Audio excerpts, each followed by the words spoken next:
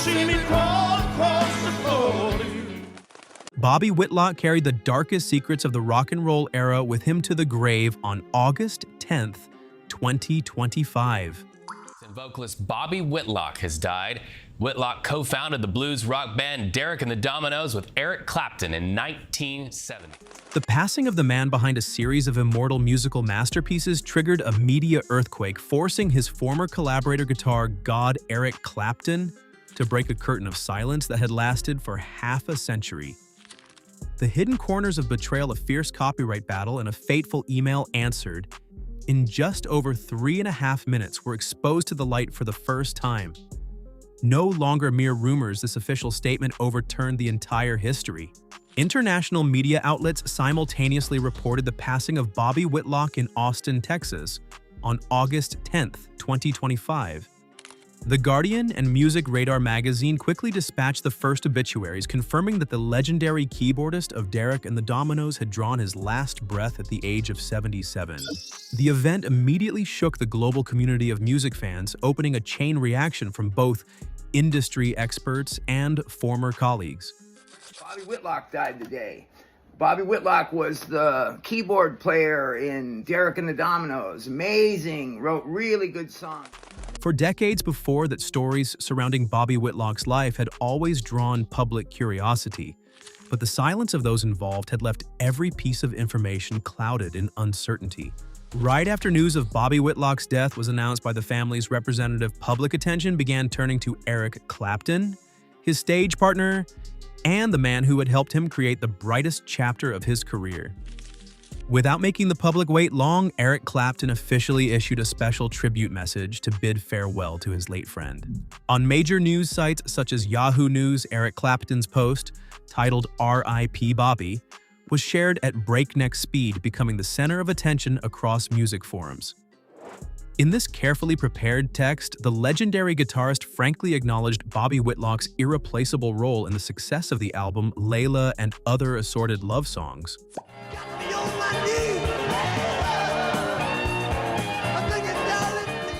Eric Clapton did not hesitate to call Bobby Whitlock the core soul, the man who lit the fire, and kept the rhythm for the entire sound structure of the band during its peak years.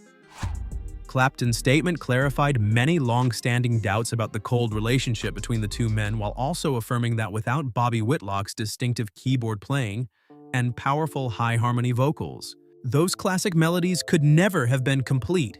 Critics viewed this move as a late but deeply necessary recognition of Bobby Whitlock's long-obscured contributions. The wave of reaction from the music industry continued to rise as veteran artists and well-known critics spoke out across specialized magazines. People began to see Bobby Whitlock not merely as someone who supported Eric Clapton's glory, but as an independent figure of great stature. In the face of this major recognition from his old friend, his wife and loyal collaborator Coco Carmel represented the family in speaking to the press about her husband's final days. Bobby always knew the value of what he created, and the appearance of this recognition is the greatest comfort for his journey. Eric Clapton's emotional breaking of silence in the autumn of 2025 closed a long chapter filled with speculation, leaving a deep mark of artistic brotherhood in the final life and death moments of a man's journey. Behind the praise and the late reconciliation of the present lay a long process of quiet fractures that the public had never fully understood.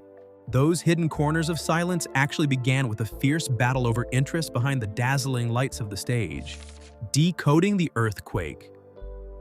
The long-lasting rift between the two men did not simply come from differences in personality, but was deeply rooted in the complex financial profit-sharing system of the music industry.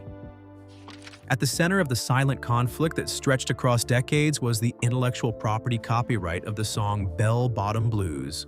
For nearly 50 years, all release documents, copyright archives, and global broadcast revenue records for this song listed only one name: Eric Clapton. Meanwhile, Bobby Whitlock was the one who laid the first stones for the core melody and completed the musical structure of the work. This injustice deprived Bobby Whitlock of a massive source of income from performance royalties and record sales, pushing him into years of financial hardship. while the work continued to generate major profits for his former bandmate. In the face of financial losses, Bobby Whitlock chose silence and did not ignite noisy legal battles in the press. The change only truly began in the 2000s when Bobby Whitlock decided to speak out to seek justice for another colleague singer, Rita Coolidge. In the media, Bobby Whitlock publicly confirmed that Rita Coolidge was the true author of the legendary piano coda at the end of Layla, not drummer Jim Gordon, as earlier copyright registration documents had recorded. This act of speaking out by Bobby Whitlock was not only meant to clear the name of the person involved, but also marked the point when he began to face directly the hidden corners of profit division that had long been concealed within the old band. The biggest turning point that completely changed the course of this half-century conflict took place in the summer of 2020. Bobby Whitlock, by then facing many pressures from both age and declining health, decided to proactively send an email directly to Eric Clapton's personal inbox. In the letter, Bobby Whitlock made no financial demands, but gently recalled the truthful memories of the night when the two men sat together and wrote each note of bell-bottom blues. The reply came with extraordinary speed and beyond every expectation of observers. Exactly 3.5 minutes after the letter was sent, Eric Clapton sent back an email acknowledging the truth and pledging to immediately correct this historical mistake. Eric Clapton's action was then turned into reality through legal documents sent to the rights management organization, BMI, and copyright protection agencies. From 2020 onward, Bobby Whitlock's name was officially added to the list of co-writers of Bell Bottom Blues in all later reissues and digital releases. The successful untangling of the copyright knot brought Bobby Whitlock great peace in the late years of his life, helping him close the sorrow that had accumulated for 50 years. Legal fairness in his twilight years brought a gentle ending to the long-running economic disputes, restoring the rightful position of the Memphis artist. To create those fateful notes and understand the roots of both the bond and the later rupture, people had to turn back time to the explosive period of the previous decade. It was those brief but fiery days together under one shared roof that shaped the destiny of both men. The height of glory, the legal reconciliation, and the hard-earned peace of their later years can only be fully understood by looking back at the musical explosion of the summer of 1970. It was during this period that Derek and the Dominos was officially formed after its members decided to leave the Delaney and Bonnie project. Bobby Whitlock and the other musicians immediately relocated to Criteria Studios in Miami, Florida to begin recording under the guidance of the gifted producer Tom Dowd.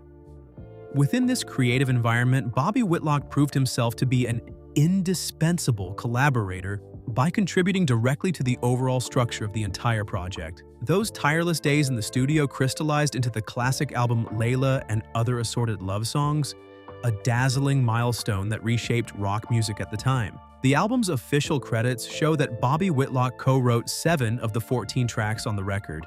Alongside shaping the melodies, Bobby Whitlock also served as the principal harmony vocalist, delivering powerful high notes that created the band's signature dual vocal sound and provided complete support for Eric Clapton's singing. The chemistry between Bobby Whitlock's masterful keyboard work and his partner's guitar solos generated a uniquely powerful musical energy. These profound artistic contributions established Bobby Whitlock as the backbone of the band throughout the recording process. Ironically, the commercial peak of the project also marked the moment when the seeds of disaster quietly began to destroy the group from within. The eruption of personal tragedies and overwhelming professional pressure quickly pushed the band into a severe crisis that stretched from late 1970 into 1971. The continual abuse of powerful substances such as cocaine and heroin during recording sessions for the second album at Olympic Studios in London weakened both the bodies and minds of the members. The situation became even more devastating following the sudden deaths of close friends, including Jimi Hendrix in September 1970 and Duane Allman in October 1971.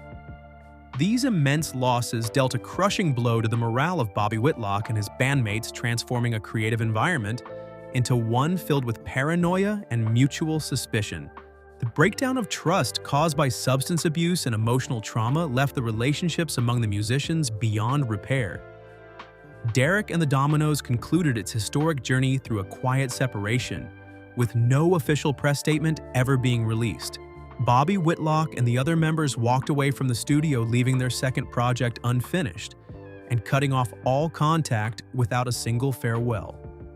This silent dissolution sent the people who had once stood together at the summit of success down completely different paths in life. The sudden collapse of the short-lived band officially closed the brightest chapter in the careers of those young musicians. While his former partner continued rising to dominate the pinnacle of the global music industry, Bobby Whitlock was forced to confront a far harsher reality. The man from Memphis began a long journey of solitude and obscurity outside the machinery of the entertainment industry. A self-imposed exile. After leaving the eye of the storm surrounding his former band, Bobby Whitlock began a long journey into the shadows of obscurity. His attempts to revive his music career through solo projects failed to produce the results he hoped for, as his two solo albums, Bobby Whitlock and Raw Velvet, both released in 1972, suffered serious commercial failures. The music market's rejection and mounting financial difficulties forced Bobby Whitlock to make a life-changing decision to completely withdraw from the entertainment industry and pursue a quieter existence. He relocated to a remote farm in Mississippi, personally undertaking manual labor and severing all ties with the glamorous world in which he had once played a central role. His secluded life entered a new chapter with the arrival of Coco Carmel, who would later become his wife and most loyal companion. Their mutual understanding and shared outlook inspired them to build a small recording studio in their home, allowing them to continue nurturing their passion for music independently. Together, Bobby Whitlock and his wife began recording and releasing small-scale independent music projects completely detached from the influence of major American record labels. Coco Carmel's presence not only helped Bobby Whitlock stabilize his life after the wounds of the past, but also served as a steadfast foundation that enabled him to gradually reclaim his voice in the public sphere after many years of silence. The growth of digital media technology during the 2000s opened a direct channel that allowed Bobby Whitlock to reconnect with fans around the world. The couple officially launched and managed a personal YouTube channel, transforming the platform into a space for preserving and sharing the most authentic stories of music history. Through live streams and question and answer sessions, Bobby Whitlock openly recounted the entire process behind recording the classic masterpieces of the past, correcting misinformation that had previously appeared in mainstream publications. His candor when discussing relationships with former band members turned the channel into an invaluable living archive for researchers of rock and roll history. The final years leading up to August 2025 unfolded in a calm and deeply personal rhythm within Bobby Whitlock's home. Far removed from the chaos of major studios' touring schedules and old industry battles, he appeared to find comfort in the simple rituals of daily life. Music remained close to him, not as a weapon for fame or commercial recognition, but as a familiar language shared with the people he loved most. Bobby Whitlock continued to interact with fans through social media, often offering memories, reflections, and small musical moments that carried the warmth of a man at peace with his own story. These exchanges allowed longtime listeners to feel connected to him in an intimate way, as though they were hearing directly from a living witness to one of rock and roll's most important eras. Beside his family, he embraced a positive outlook shaped by survival, forgiveness, and hard-earned acceptance. The shadows of past conflicts no longer seemed to define him. Instead, his final chapter reflected quiet dignity, emotional openness, and the serenity of an artist who had finally reclaimed his voice. The man who had weathered every storm life could offer chose to conclude his journey as a witness to history with serenity and contentment beside his beloved instrument. His self-imposed exile and proud return through the digital world allowed Bobby Whitlock to clear his own name before entering eternity. Still, the resilience and grit that enabled him to endure so many major hardships throughout his life did not emerge by chance. To fully understand that strength, the world must look back at the earliest chapters of his life, where a child from Memphis learned how to survive within the very hell of domestic violence. Through the hell of Memphis, Bobby Whitlock's remarkable endurance in the face of copyright disputes and his lonely years on a Mississippi farm was forged during the earliest days of his life in the American South. Bobby Whitlock was born on March 18, 1948 in Memphis, Tennessee, into a family where strictness extended far beyond ordinary limits. His father was an extremist Baptist minister who imposed an exceptionally harsh and violent regime of discipline upon his family. Throughout his childhood, Bobby Whitlock endured relentless beatings and severe physical abuse at the hands of his own father. The suffocating atmosphere of fear within the household turned the boy's early years in Memphis into a dark experience, forcing him to seek a path of escape at a young age. Music emerged as the only doorway to salvation, allowing Bobby Whitlock to break free from the violence at home when he ran away and began supporting himself while still very young. The teenage Bobby Whitlock spent most of his time wandering around the studios of the legendary Stax Records, one of Memphis's most renowned soul music centers. There, his natural talent and persistence attracted the attention of the celebrated organist Booker T. Jones, who took him under his wing and taught him his first professional skills.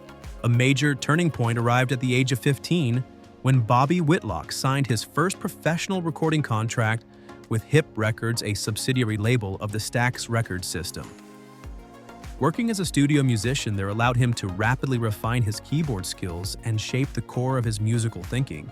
The experience he gained in the professional studio environment paved the way for nationwide touring opportunities in the late 1960s. He began serving as a supporting musician for the famous duo Sam and Dave, traveling across numerous states and performing on major stages throughout America. His opportunities expanded even further when he officially joined Delaney and Bonnie and Friends, a musical collective that held considerable influence over white rock musicians of that era. These continuous tours brought Bobby Whitlock into close contact with some of the most remarkable figures in world music, leading to life-changing encounters that would shape the course of his career. Those transcontinental connections gradually drew Bobby Whitlock into the orbit of some of the most influential British musicians of his generation, including George Harrison of the Beatles. What began as a series of tour stops and backstage introductions soon became something far more meaningful. A creative bridge between the deep-rooted soul traditions of Memphis and the expanding rock movement taking shape in Britain. For Whitlock, these encounters were not merely professional opportunities. They were moments of recognition where his raw voice, instinctive keyboard work, and hard-earned musical sensitivity found an audience among artists who understood the value of emotional honesty. During those journeys, hotel rooms, rehearsal spaces, recording studios, and backstage corridors became informal meeting grounds where ideas moved freely across national and cultural lines. American rhythm and blues, Southern gospel, British rock, and experimental studio craft began to blend through conversation, improvisation, and shared performance. George Harrison and other leading figures from the British scene represented a world that had absorbed American roots music and transformed it through a new artistic lens. Whitlock, in turn, brought the direct fire of Memphis into that circle, carrying with him the discipline of Stax Records, the pain of his childhood, and the spiritual force of Southern soul. This exchange created a powerful network of trust among gifted musicians on both sides of the Atlantic. It allowed artists to move beyond nationality, fame, and industry boundaries, forming bonds based on instinct, respect, and the language of sound. Within that network, Bobby Whitlock was no longer only a sideman from Memphis. He became a vital creative presence, a musician whose voice and touch could stand beside the giants of the era. Among the artists who appeared during Delaney and Bonnie performances was a young British guitarist who was especially impressed by the fiery playing and passionate vocals of the man from Memphis. The direct meeting between Bobby Whitlock and Eric Clapton behind the scenes of the tour officially laid the foundation for one of the greatest artistic alliances in rock and roll history. Their story stands as proof that glory may define an era, but compassion and fairness are what preserve the value of true musical kindred spirits. If you were also moved by Bobby Whitlock's journey through darkness, please leave a like, share this video, so that his story can reach more people, and subscribe to the channel so you do not miss future in-depth music documentaries. Feel free to share your thoughts about Bell Bottom Blues or Bobby Whitlock's contributions in the comments section below. Thank you for joining us. Goodbye, and see you again in future videos.